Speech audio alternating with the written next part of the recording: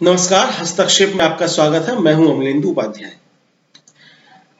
देश में लोकसभा चुनाव की गतिविधियां तेज हो गई हैं। लोकसभा चुनाव के तैयारियों के तहत क्या सत्ता पक्ष की तैयारियां हैं और क्या विपक्ष की तैयारियां हैं, इस लोकसभा चुनाव में क्या मुद्दे बनने जा रहे हैं, इसका विश्लेषण करने के लिए डीवी लाइव पर एक परिचर्चा का आयोजन किया गया। इस परिचर्चा में मैंने भी हिस्सा लिया। इस परिचर्चा का संचालन कर रहे हैं डीवी लाइव के प्रधान संपादक राजीव रंजन श्रीवास्तव। आइए सुनते हैं इस परिचर्चा के प्रमुख अंश साभार। तो सही है कि चुनाव जो है बिल्कुल बदल गया है। अभी तक तो एक ही बात कही जा रही थी कि आएगा तो मोदी ही, मोदी जी की हैट्रिक होगी, मोदी जी के लिए कोई मुकाबला नहीं है, कोई चैलेंज नहीं है। लेकिन आज की तारीख में बीजेपी भी ये बात नहीं कह सकती है कि उसके सामने कोई चुनौती नहीं है। इंडिया गठबंधन ने एक बड़ी चुनौती उसके सामने रख दी है और उसका जो सबसे बड़ा कारण है वो ये है कि जो सीट शेयरिंग हुई है, उस सीट शेयरिंग के हिसाब से करीब 400 सीटों पर एक सीट पर एक उम्मीदवार लड़ने वाला है और यही मोदी जी के लिए सबसे बड़ी चुनौती है।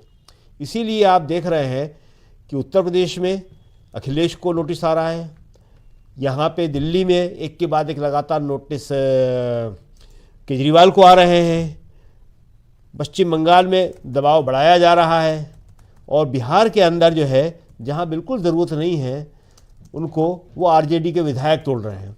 जहाँ सरकार चल रही है, सरकार का मुख्यमंत्री जेडीयू का है, नीतीश कुमार है, लेकिन बीजेपी कभी कांग्रेस के कभी आरजेडी के विधायकों को तोड़कर अपने यहाँ शामिल कर रही है। ये सारे के सारे जो है वो पैनिक रिएक्शन है जी। और इसके साथ जो दूसरे घटनाक्रम हो रहे हैं वो बहुत इम्पोर्टेंट है। अभी तक इस मीडिया के मन में जो आता था वो बोलता था और कोई इसको टोकने वाला नहीं था, कोई कार्रवाई नहीं होती थी। मगर एनबीडीएसए ने पहली बार 4 चैनलों के खिलाफ कार्रवाई की है, जिनमें से 3 पर फाइन किया है और एक को कड़ी चेतावनी दी है। ये जो है अपने आप में एक बहुत बड़ी बात है जी। तो आप देखेंगे कि इससे मीडिया को भी ये समझ में आएगा कि अब उसके ऊपर निगरानी भी हो रही है और उसके खिलाफ जो है कोई भी जजमेंट भी आ सकता है। इसके अलावा यूपी के अंदर जो पुलिस भर्ती के पेपर लीक हुए हैं उसने बहुत बड़ा गेम चेंज किया है। उससे युवाओं के अंदर जो है बहुत ज़बरदस्त गुस्सा पैदा हुआ है और युवा जो है सड़क पर आ गए। और आपने देखा कि कल 12th बोर्ड में यूपी बोर्ड के 2 पेपर लीक हो गए, बिल्कुल, मैथ और बायोलॉजी। सबसे गंभीर बात, इससे पहले इस तरह की खबरें कभी मिलती नहीं थी। और मैथ और बायोलॉजी जो छात्रों का करियर बनाने वाले विषय है, ज़्यादातर छात्र जो है मैथ और बायोलॉजी के सहारे इंजीनियरिंग में और मेडिकल कॉलेज में दाखिला लेने की योजना बनाते हैं। और जब ये पेपर लीक हो गए, व्हाट्सएप पर आ गए, तो उनके बच्चे और माँ बाप की हालत देखने लायक थी। क्योंकि जिनके पास पेपर थे वो अच्छा करेंगे, उनके ज़्यादा मार्क्स आएंगे। और वहाँ पे जो है इतना ज़्यादा यूपी के अंदर दुख और गुस्सा है कि पेपर पहले आरओ के हुए, डिप्टी आरओ के हुए, पुलिस के हुए और अब ये 12th बोर्ड के होने लगे। तो ये सारी की सारी चीज़ें जो युवाओं के गुस्से में परिलक्षित हो रही हैं, ये सब सीन को बदलने वाली चीज़ें हैं। और जो आपने अभी दिखाया शंकराचार्य जी का, शंकराचार्य जी इतने गुस्से में ये भाषा प्रयोग कर रहे हैं, क्या मतलब है इसका? इसका मतलब कि किसानों पर या जनता के ऊपर सरकार का बिल्कुल ध्यान नहीं है जी। तो शंकराचार्य को गुस्से में बोलना पड़ रहा है कि नाम तुम राम का लेते हो और काम क्या कर रहे हो। और गडकरी, ये गडकरी जी तो पिछले 10 साल में एक बार भी डरे नहीं है। एकमात्र मंत्री या एकमात्र नेता ऐसे हैं बीजेपी के अंदर, बीजेपी के बाहर तो बहुत सारे हैं जो नहीं डरे, लेकिन बीजेपी के अंदर गडकरी जी एकमात्र ऐसे नेता है जो बिल्कुल नहीं डरे। चाहे वो नोटबंदी का इशू हो, नोटबंदी के इशू में भी जब मंत्रिमंडल की बैठक में प्रधानमंत्री मोदी ने अनाउंस किया था, कोई मंत्री नहीं बोला था, किसी को नहीं मालूम थी, अरुण जेटली भी नहीं बोले थे, लेकिन और किसी को मालूम नहीं था कि प्रधानमंत्री क्या करने जा रहे हैं, लेकिन गडकरी ने उस पर सवाल उठाया था। और आज भी गडकरी लगातार बोल रहे हैं। क्यों? क्योंकि गडकरी के पास नागपुर की ताकत है। मोदी जी आज ये समझ रहे हैं कि नागपुर चुप है, आरएसएस चुप है, लेकिन आरएसएस चुप नहीं है, वो सब देख रहा है। आज स्वदेशी आंदोलन जो आरएसएस ने शुरू किया था वो कहाँ है? बिल्कुल। आज तो सबसे बड़ी बात यह है कि अंबानी की शादी जो है वो सरकार के लिए और सरकार के साथ साथ गोदी मीडिया के लिए सबसे बड़ा इवेंट है। जामनगर के एयरपोर्ट को इंटरनेशनल एयरपोर्ट घोषित कर दिया। सारे खबरें उसी से चल रही हैं सब कुछ।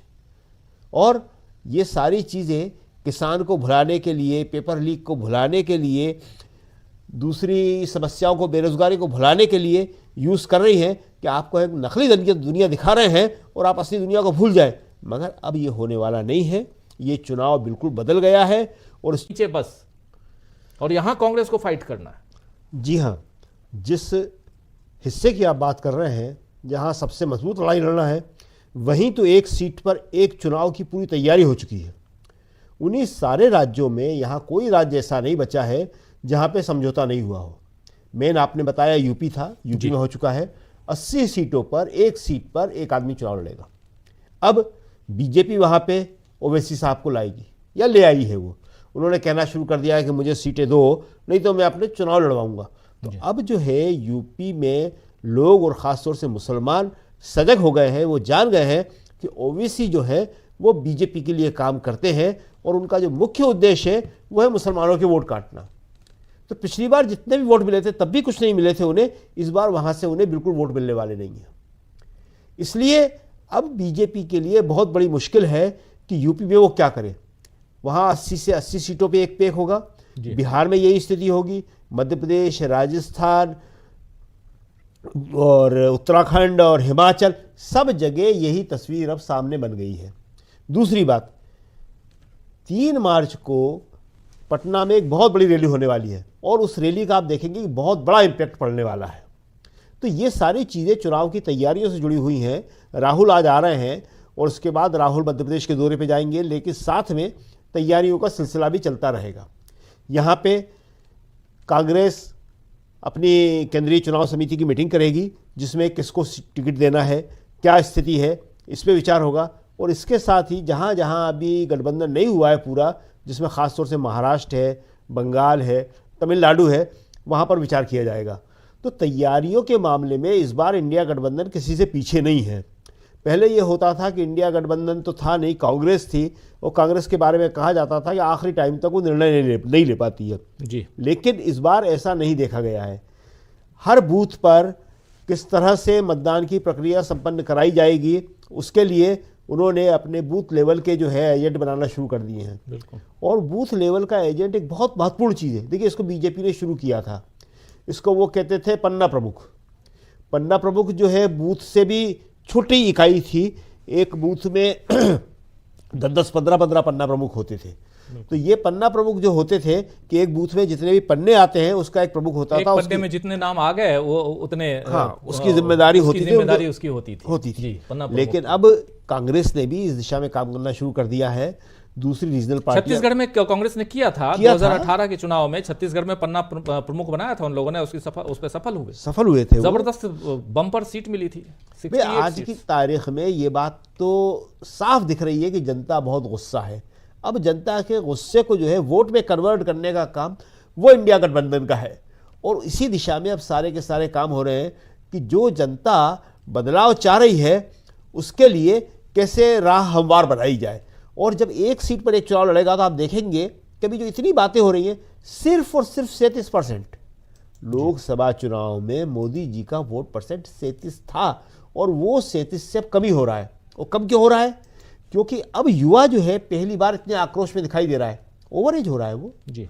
18 साल का लड़का था, वो नारे लगाता था इनके साथ में जाके, लेकिन 18 से 28 हो गया, अभी तक नौकरी का कोई पता नहीं है।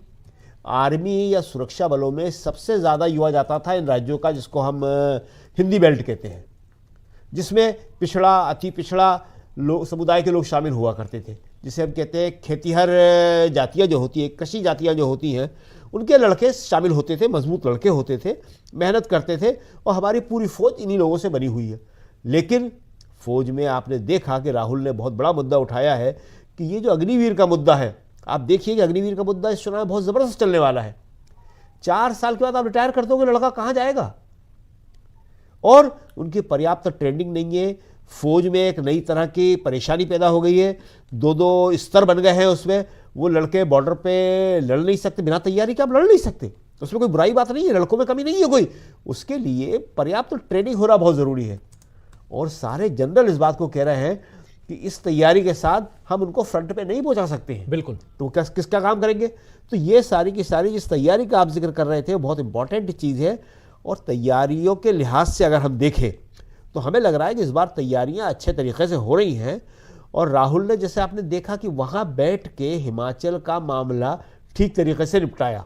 ये तैयारियों का एक सिलसिला है कि अब कांग्रेस जो है बदली हुई नजर आ रही है। पहले क्या था कि मोदी जी ने अटैक किया, सरकार गिरा रहे हैं, कांग्रेस हाथ पे हाथ रखकर बैठ गई, सरकार गिर गई, होटल में सोए हुए हैं, सरकार वहां बीजेपी बना ली।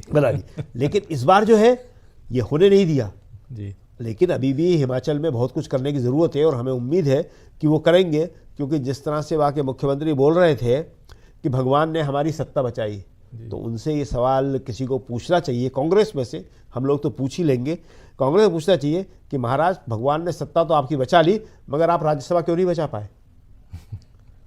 आप राज्यसभा क्यों नहीं बचा पाए? तो इस सवाल पूछना पड़ेंगे कांग्रेस को। भी चुनाव का टाइम है, लेकिन कांग्रेस को देखना पड़ेगा कि वहाँ पे गड़बड़ियाँ क्यों हुई हैं। बिल्कुल। 43 किसी को उम्मीद ही नहीं थी। सिंघवी जी यही सोच के वहां गए थे कि 43 है, वहां पे तो कोई खतरा हो ही नहीं सकता। वहां पे तो 34 वोट बचा पाए। 34 वोट जीतने के लिए चाहिए थे, 9 वोट ज्यादा थे उसमें से। लेकिन इतना मिसमैनेजमेंट, तो ये एक बहुत बड़ी बात है। इसको राहुल को और गडकरी जी को देखना चाहिए। और जो एक सबसे इंपॉर्टेंट बात है कि इस चुनाव में जो लोकसभा का होने वाला है, अब ढीले ढाले आधे अधूरे बल से काम चलने वाला नहीं है जी। और इसमें कांग्रेस और इंडिया गठबंधन को पूरी ताकत से, जिसे कहते हैं वार फुटिंग पे, युद्ध स्तर पे चुनाव लड़ना पड़ेगा, क्योंकि ये चुनाव इन सब के लिए आखिरी चुनाव होने वाला है। अगर इस चुनाव में मोदी जी आ गए तो फिर कांग्रेस और बाकी जितने भी इंडिया गठबंधन के घटक दल हैं उनके लिए बहुत बड़ी मुश्किलें पैदा होने वाली है। ये आशा है ये वीडियो आपको पसंद आया होगा। इसको ज़्यादा से ज़्यादा शेयर करें, लाइक करें, सब्सक्राइब करें चैनल को, फेसबुक पेज को फॉलो करें और ज़्यादा से ज़्यादा इसको सब्सक्राइब करें।